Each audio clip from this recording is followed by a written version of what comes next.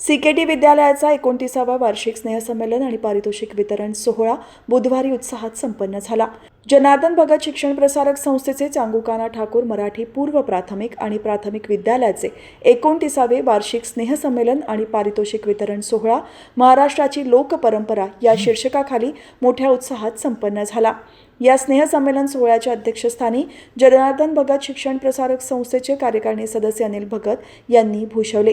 यावेळी police sub inspector Pralhad Matale, सौ शकुंतला रामशेठ ठाकूर, जनार्दन भगत शिक्षण प्रसारक संस्थेच्या सभासद अर्चना ठाकूर, पनवेल महानगरपालिकेच्या माजी उपमहापौर चारुशीला घरत, शालेय पोषण आहार अधीक्षक नवनाथ साबळे, पनवेल महानगरपालिकेच्या माजी नगरसेविका राजश्री वावेकर, सुशीला घरत, रायगड जिल्हा परिषदेचे सदस्य अमित जाधव, माजी नगरसेवक डॉक्टर अरुण कुमार भगत, आगरी शिक्षण संस्थेचे मुख्याध्यापक भगत सर, निवृत्त शिक्षक संघटना अध्यक्ष नरेश पाटील, IDBI बँक पनवेल शाखेचे अधिकारी शिल्पा जयस्वाल, पालक शिक्षक संघाच्या उपाध्यक्ष अर्चना पाटील, सुकापूर ग्रामपंचायतीच्या सदस्या प्राची जाधव, मुख्याध्यापक सुभाष मानकर, प्रशांत मोरे, कैलास सत्रे, संतोष चव्हाण, निलिमा शिंदे, अजित सोनावणे, कैलास म्हात्रे, वैशाली पारधी यांच्यासह शिक्षक, पालक आणि विद्यार्थी उपस्थित होते. यावेळी मान्यवरांच्या हस्ते विद्यालयाच्या वार्षिक अहवालाचे प्रकाशन करण्यात आले. तसेच विद्यालयातील विविध स्पर्धा आणि परीक्षांमध्ये यश संपादन केलेल्या विद्यार्थ्यांना बक्षिसे देऊन त्यांचा गुणगौरव या सोहळ्यादरम्यान करण्यात आला. कुठल्या प्रकारची तडजोड न करता क्वालिटीमध्ये आपण जास्तीत जास्त प्राधान्य देऊन चांगले विद्यार्थी फक्त इथून घडावेत आणि एक चांगला नागरिक इथून घडावा अशा पद्धतीची नेहमी वाटचाल या जनार्दन भगत शिक्षण प्रसारक संस्थेची मला वाटतं राहिलेली आहे. प्रत्येक वर्षी आपण जर विचार केला तर हजारो विद्यार्थी या संस्थेमधून डिग्री असेल, डिप्लोमा असेल की पदवीधर असतील हे चांगल्या पद्धतीनं शिक्षण घेऊन हे बाहेर पडत असतात.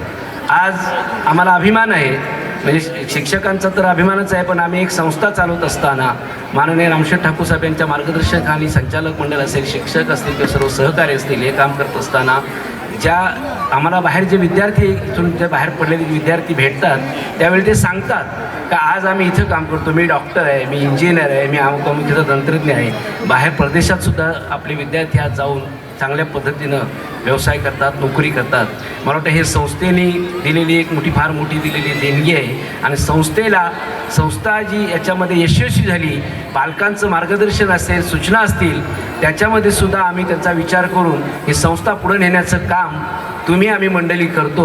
समाजाच्या दृष्टिकोनातून फार अत्यंत चांगली आणि मोठी गोष्ट आहे असं मला वाटतं. एखाद्या मुलाला 50% मार्क मिळाले आणि एखाद्याला 95 मिळाले, म्हणजे 50% मार्क मिळाला हुशार असं नाहीये. पण आपल्याकडे बुद्धी फक्त सध्या काय आहे, गुणामध्ये बुद्धिमत्ता मोजली जाते, परंतु गुणामध्ये न मोजता त्याच्यामध्ये कोणकोणते स्किल आहेत ते बघितले पाहिजेत.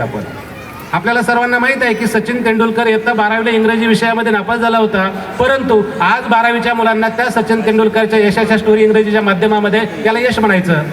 इंग्रजीमध्ये नापास झाला, परंतु त्यांच्या क्रीडा क्षेत्रामध्ये क्रिकेटमध्ये त्यांनी चांगलं यश मिळवलं.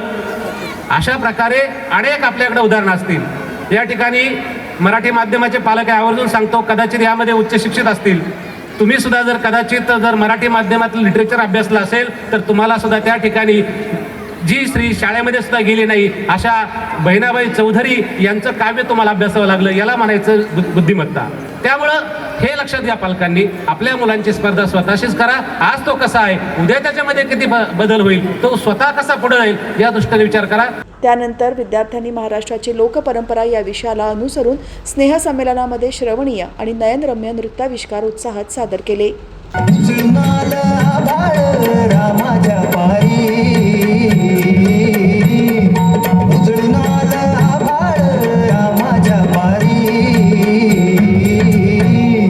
गाव जागवत आली वासुदेवाची स्वारी, गाव जागवत आली वासुदेवाची स्वारी.